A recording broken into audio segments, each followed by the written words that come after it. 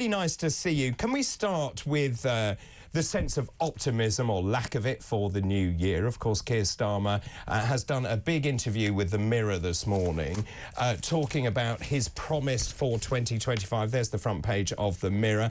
He talks about how this is going to be the year of a national revival, that the country will come together. Just before I ask for your thoughts on that, let's just take a look at his New Year message to the nation. Till you can look forward and believe in the promise and the prosperity of Britain again, then this government will fight for you. A fight for change that will define this year, next year, and indeed every waking hour of this government. We have a clear plan for change. 1.5 million new homes, restoring the dream of home ownership. Children starting school ready to learn. A more secure energy system, waiting lists cut dramatically, immigration reduced, neighbourhood police tackling antisocial behaviour in every community, and more cash in your pocket wherever you live. Plan for change, working people, energy, robotic, automated, badly framed, lacklustre, not wearing the right clothes, not statesmanlike, pretty shocking. Oh, tell us what you really think, David. I think the problem with the way that Starmer framed that was he didn't acknowledge at all the deeper mood, which is, you've said all this before, only 6 months ago, you won an election and people were quite hopeful that a new government would mean something substantial changing. And the sense of absolute profound disappointment that's taken hold amongst Labour enthusiasts, that's what's most shocking, not just sort of like casual Labour voters, but a lot of people who are around the Labour Party can't get over how bad they are. So I think we do have a sense of pessimism moving into the new year about what the government's likely to do. And if you want a sense of discontent, I don't think it's kind of like that absolute slumping, kind of pessimism, because I think that people feel, well, it really is time for change, as Starmer says, but it won't be with him. And I do think people feel as though politics is going to, for once, change for good in the next, maybe not next year, but in the next few years. Things are going to happen that are going to really have a profound impact on the way we see politics in this country. I mean, you're a seasoned politician. Just if you were to mark them out of 10 in terms of the policies they unveiled and sort of the chronology of what they did. The winter fuel allowance being scrapped, that was an own goal, if you ask me. Then, of course, they've put VAT on private schools. That smacks of ideology over, actually, the economics that were involved in that. Now we're seeing, of course, this obsession with net zero. Ed Miliband saying the bills are going to get cheaper. They're not. They're going up. Angela Knight saying, actually, the politicians are lying to the public.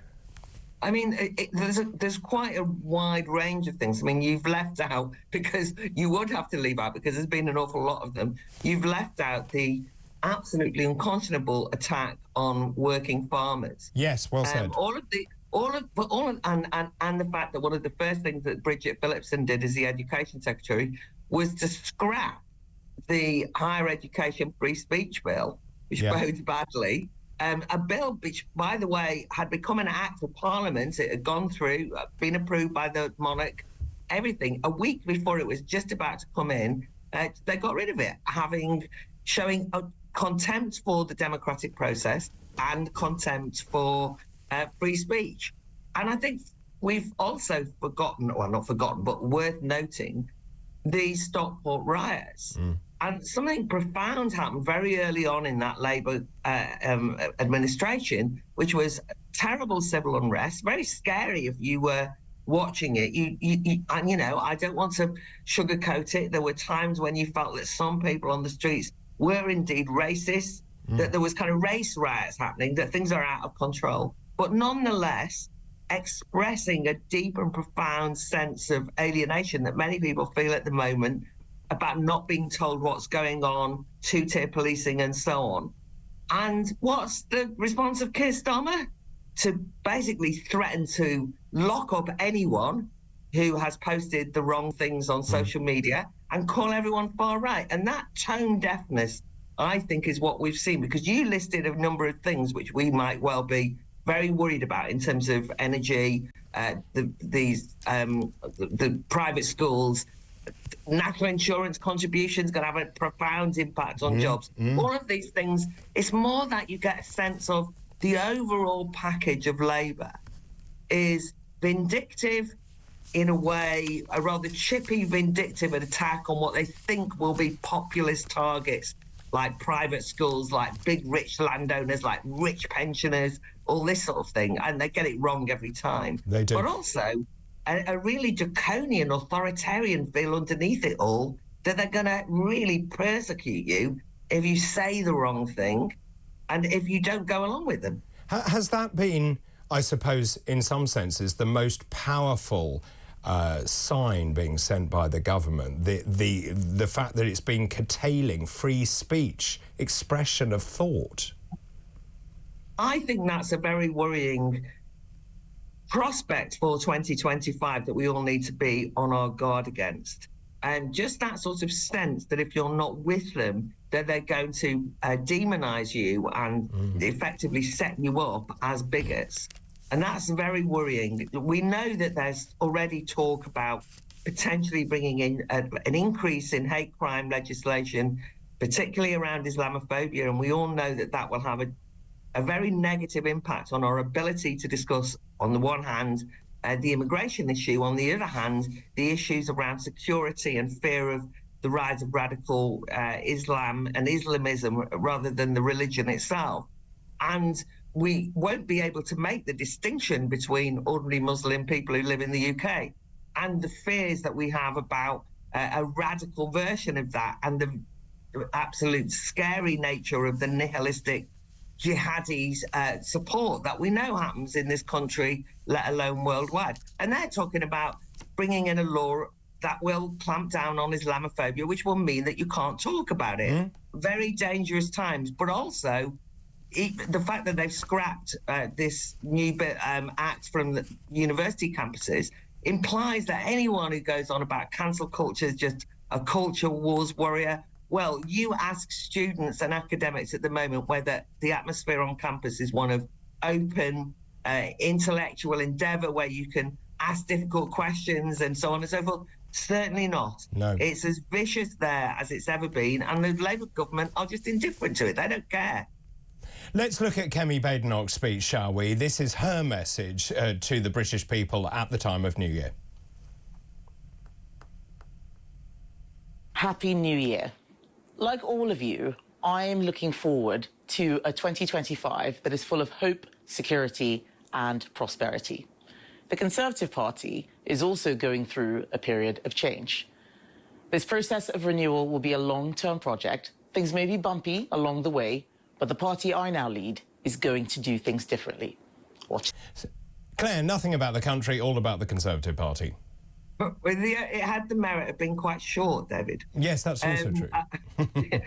I thought that I wouldn't write off Kemi Badenoch yet. I mean, she's made absolutely no impact as the leader so far, so I don't want to be but I do think that there is an attempt by Kemi Badenoch to do something different with the Conservatives and not just kind of same old, same old. So we'll see what she comes up with.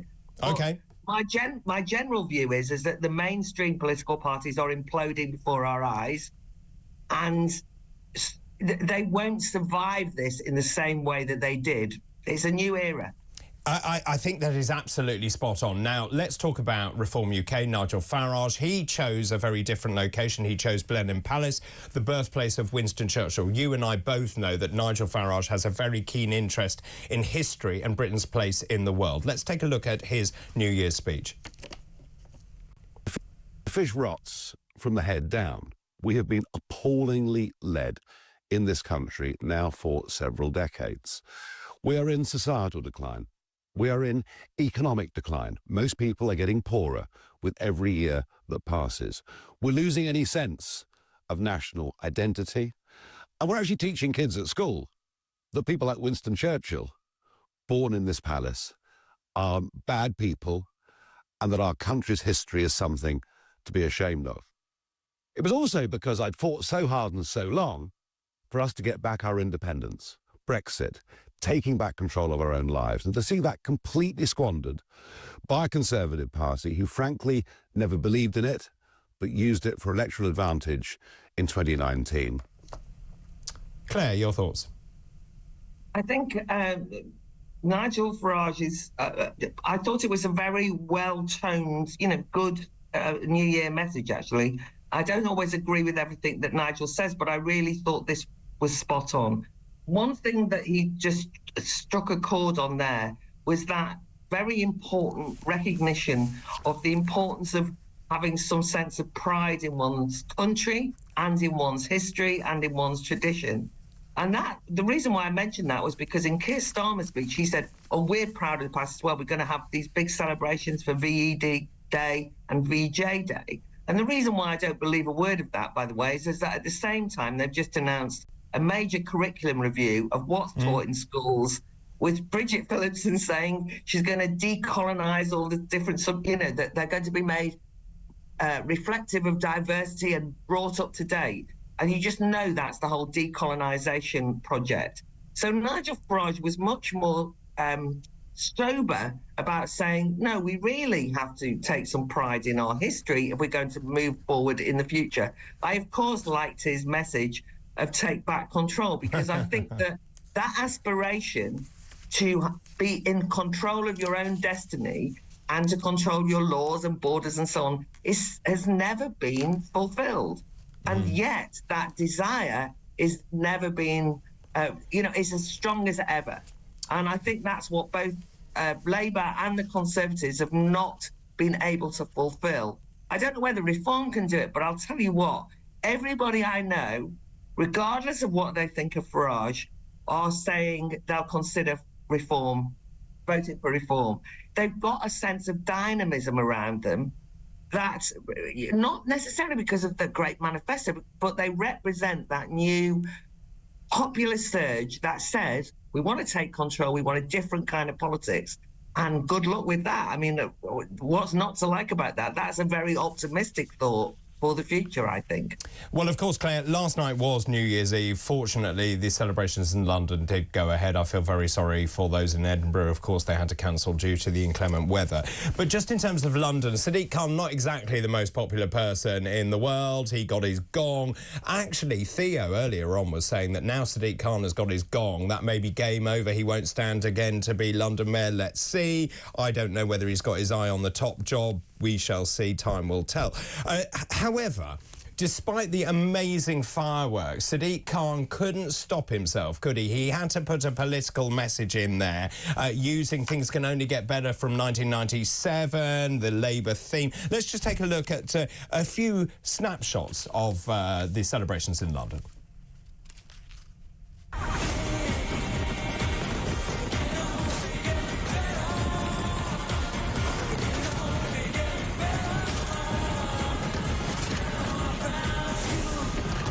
When skies are grey, hope is the way. In London, everyone is different. But that means anyone can fit in. I think she must be right. Because although I don't look like anyone else, I really do feel at home. Happy New Year. Love from Paddington. What did you think? Soppy? Was it inclusive? Was it political? It's crass and it's insulting. I mean, bring out the beloved Paddington because he's a refugee. Exactly. And he's like a person of difference, and therefore we've all got to love each other. And what's most insulting is in multi-ethnic London, many people of many ethnicities do live happily side by side. And those people of many ethnicities also can be united in being absolutely furious about illegal small boats crossings, right? That's not, you don't have to be like, oh, the only people who think like that are white British. But actually, it's across the board. People who are legal migrants hate the fact that there's an illegal influx of people. And it also misses a very important point, which is the notion of culturally, people worry about people who are coming to live in the UK and who despise and hate the UK and worry about domestic intelligentsia, people who run the universities, run the think tanks, run all the quangos, who also hate the UK. So this idea of peace and harmony, it could well start with those people who run society. Stop slagging off the country that we live in, and stop slagging off, by the way, the electorate, because the implication of that fireworks message was you're the problem because you don't love everyone and you don't appreciate difference. And you just think, you know, all of the revelations that we've had in the last few weeks, particularly about the grooming gangs, the disgusting way that they were ignored, things that happened in the north of England. What am I supposed to say in multicultural language? Oh, I love the difference of the grooming gangs. What an interesting cultural take they have on the world. We love everybody. It's absolutely insulting to us all to tell us we must go along with that. Just by the way, Edinburgh, what a disgrace. That's a bad start to the new year. The inclement weather meant they called off the flag. Well, it's health and safety, Claire. It's health and safety. A little bit of drizzle. loads of people called off the fireworks that families had looked forward to for ages on the basis that it might be a bit wet. Well, no, but also people had flown in from all over the world to be there as well. And what do? They then couldn't do anything because everything was sold out. And it doesn't make you feel that the United Kingdom are really sort of raring to go in the new year. No. If the first thing they do is to cancel a celebration that families are looking forward to because they think it might be a bit uncomfortable and because they're too risk-averse and scared. So I say, you know, the authorities are the risk-averse and scared ones, and the rest of us have got to have a bit of courage in 2025. Well, take hold, take back control, that's what I say. Very good, Claire. Excellent, touche. Baroness Claire Fox, very happy New Year to you.